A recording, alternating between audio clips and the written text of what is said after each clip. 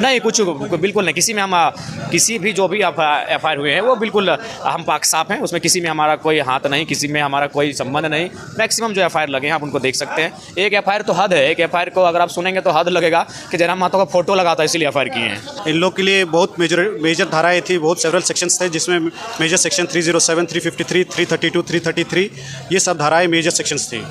क्या ये इन धाराओं से जयराम को चुनाव लड़ने में कुछ परेशानी हो सकती है? नहीं, कोई परेशानी नहीं होगी। अब इन लोग का बेल ग्रांट हो चुका है, अब ये बेल से इन लोग को कोई परेशानी नहीं होगी। बस इन लोग को अपने नॉमिनेशन पेपर में इन लोग को सही अपना एफिडेविट फाइल करना है। सिविल कोर्ट आना हुआ, किस केस के मामले में आज आए थे? 23 मार्च 2023 को 60-40 नियोजन नीति के विरोध में जो प्रदर्शन किया गया था पूरे राज्य में, जिसमें विधानसभा का घेराव का एक कार्यक्रम रखा गया था और जिसमें छात्र शांतिपूर्ण तरीके से ही विधानसभा के काफ़ी दूर में ही उन्हें रोक दिया गया था। और उस दरमियान आंसू गैस इत्यादि, रबड़ गोली इत्यादि बहुत कुछ की बौछार भी की गई थी और साथ ही साथ कुछ फर्जी मुकदमे भी किए गए थे, चूँकि इस राज्य की आदत है हुक्मरान की कि जब ये स्टूडेंट के मूवमेंट को दबाने का प्रयास करते हैं तो कुछ स्टूडेंट्स पर फर्जी एफआईआर किए जाते हैं। तो उसी के तहत एक मुकदमा किया गया था, जिसमें आज हम लोग बेल के लिए हमारे वकीलों के माध्यम से, निवृत्तेश दा उनके माध्यम से बेल के लिए अप्लाई किया था और हमें आज बेल मिला। तो माननीय न्यायालय का आदर करते हैं, सम्मान करते हैं, जिनके माध्यम से, चूँकि कहीं ना कहीं जो फर्जी केस लगाया गया था माननीय न्यायालय ने उसको संज्ञान में लिया कि भाई ये तो पढ़ने वाले छात्र हैं और ये इस प्रकार के मूवमेंट में तो अक्सर ये भाग लेते हैं या फिर अपनी बातों को रखते हैं, तो इसका मतलब ये नहीं कि ये कोई किसी प्रकार के असामाजिक लोग हैं। तो कुल मिलाकर हमारी जो आवाज़ है वो उसे दबाने का जो प्रयास किया गया था वो नहीं दबेगी और हम लोग जब इस प्रकार के लांछन या फिर आरोप प्रत्यारोप लगेंगे, हम लोग मजबूती के साथ फिर बाहर निकलेंगे। ये समय है, क्योंकि समय कम बचा है, ऐसे समय में आप गांव घर में घूम गए, जन आशीर्वाद यात्रा कर रहे हैं और ऐसी परिस्थिति में कोर्ट कचहरी को भी मैनेज करना पड़ता है, तो कितना मुश्किल होता है? देखिए, जब पॉलिटिक्स की बात आती है, राजनीति की बात आती है तो बहुत सारी चीज़ें आपको फेस करना पड़ता है। सही बात है, अभी हम लोग पूरी तरह से गिरिडीह लोकसभा को फेस किए थे और अपना जो भी समय हम लोग का व्यतीत हो रहा था वो गिरिडीह लोकसभा में ही हो रहा था। उसी बीच आज रांची बेल के माध्यम से निकालकर समय आना पड़ा, तो कहीं ना कहीं एक दिन का तो उस हिसाब से मानते हैं कि थोड़ा सा माइनस हुआ है, लेकिन कोई बात नहीं, ये बहुत इंपॉर्टेंट कार्य था। हम लोग इसे एक दिन को अपनी ऊर्जा से फिर बैकअप कर लेंगे। जयराम जी, जिस तरह से आप लोग बहुत सारे आंदोलन किए थे, आंदोलन के दरमियान बहुत जगह पे आप लोगों को धाराएँ लगाया गया था, केस मुकदमा हुआ है, कितने मुकदमे से अभी तक आप राहत पाए हुए हैं? हाँ, कुछ मुकदमों से राहत मिली है और कुछ अभी भी न्यायालय के समक्ष बेल के लिए आवेदन दिया गया है और हमें उम्मीद है, क्योंकि हम लोग किसी भी मुकदमे में ना हम लोग किसी प्रकार का आपराधिक छवि के व्यक्ति, हम लोग तो पढ़ने वाले छात्र हैं। 2 साल के पूर्व भी हमारा उदय हुआ है राज्य में एक चेहरे के रूप में, तो हमारी कोई एक पढ़ने वाला एक साधारण सा कृषक परिवार का छात्र है, हमारा कोई बैकग्राउंड है नहीं ऐसा। तो केवल और केवल आवाज़ को दबाने के उद्देश्य से ये केस अब पूरे राज्य के कुछ जिलों में किए गए हैं, ताकि झारखंडियत पर कोई बात ना करे, कॉरपोरेट के खिलाफ कोई ना लड़े। आज जो जुल्म और सितम झारखंडियों के साथ हो रहा है, तो कुल मिलाकर हम लोग की अपनी आवाज़ को बुलंदी के साथ ही रखेंगे। जयराम जी, ये फर्जी केस कब तक होते हैं? ये होते रहेंगे, ये चूँकि आखिर वही अंग्रेज़ों की व्यवस्था को हमने अपनाया है, तो अंग्रेज़ों ने इस व्यवस्था को इसलिए लगाया था कि जब ईस्ट इंडिया कंपनी भूमि अधिग्रहण करेगी तो उनको आसानी होगी, अगर कोई लोग आवाज़ उठाएंगे तो उनकी आवाज़ को दबाया जाए। तो ठीक उसी प्रकार जब हमारे हक अधिकार को छीना जाता है, तो हम जब अपनी आवाज़ को बुलंद करते हैं तो फर्जी केस एफआईआर सामने आते हैं। जयराम जी, जिस तरह से जेएसएससी सीजीएल पेपर लीक मामले में चरणबद्ध तरीके से आंदोलन के बाद अभी ट्विटर कैंपेन का भी आंदोलन, एक डिजिटल आंदोलन किया जा रहा है, इसके बीच में छात्र का किस तरह से समर्थन दीजिएगा? देखिए, वो छात्र समर्थन क्या होता, हमारे ही लोग थे। देवेंद्र दा कौन है? हमारे साथी हैं। अब ये देखिए, एक फेस पूरे राज्य में तो वन टाइम नहीं रहेगा आंदोलन में।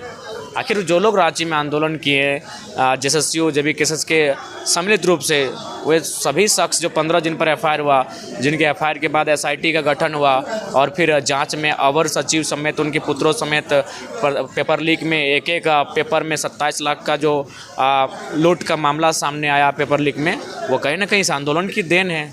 तो हम लोग तो हमेशा साथ खड़े हैं, आगे भी साथ खड़े रहेंगे। अच्छा जयराम, जिस तरह से आंदोलन के दरमियान पेपर लीक जो विरोध था, उनके कुछ लोगों भी पकड़ में आए, साथ में स्टूडेंट ये निराश है, हताश है कि एग्ज़ाम तो कैंसिल हो गया, बाकी अभी री एग्ज़ाम का कोई भी ऑप्शन नहीं दिख रहा है। तो सीबीआई जांच महत्वपूर्ण है कि एग्ज़ाम होना महत्वपूर्ण है? देखिए, दोनों महत्वपूर्ण है।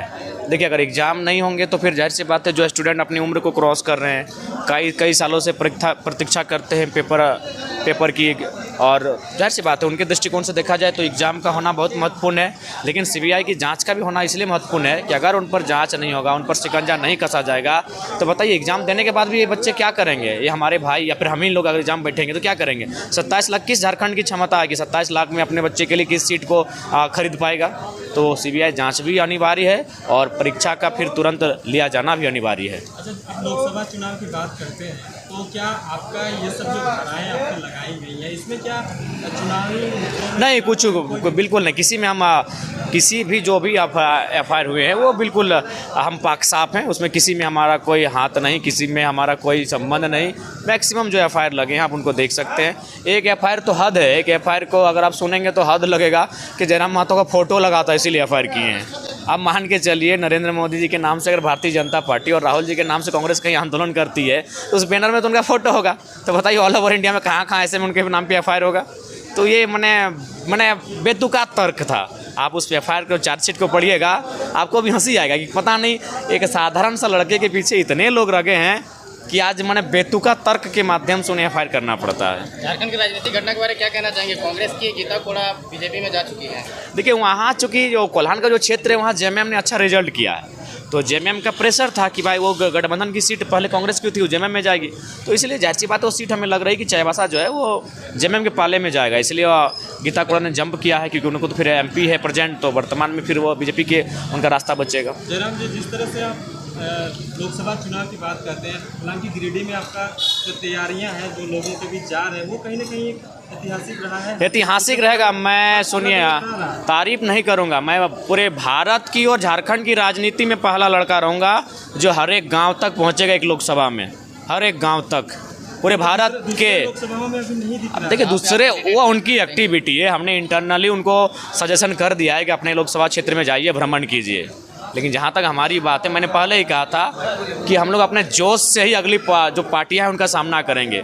और शायद भारत के 74 साल के लोकतांत्रिक, अगर 1952 से चूँकि हमारा पहला आम चुनाव 52 और ये 24 यानी आई थिंक 72 साल के इतिहास में पहला शख्स होगा जो पूरे लोकसभा के हर एक गांव तक पहुंचेगा, हर एक पंचायत तक पहुंचेगा, वह शख्स जयराम महतो रहेगा। माइक्रो लेवल पे कैसा तैयारी है? बूथ एजेंट हो जाएगा? देखिए इससे पहले हम लोग आप भी जानते हैं कि 50,000 की भीड़ में हमारी सभा होती थी, यही टाटी सिलवे।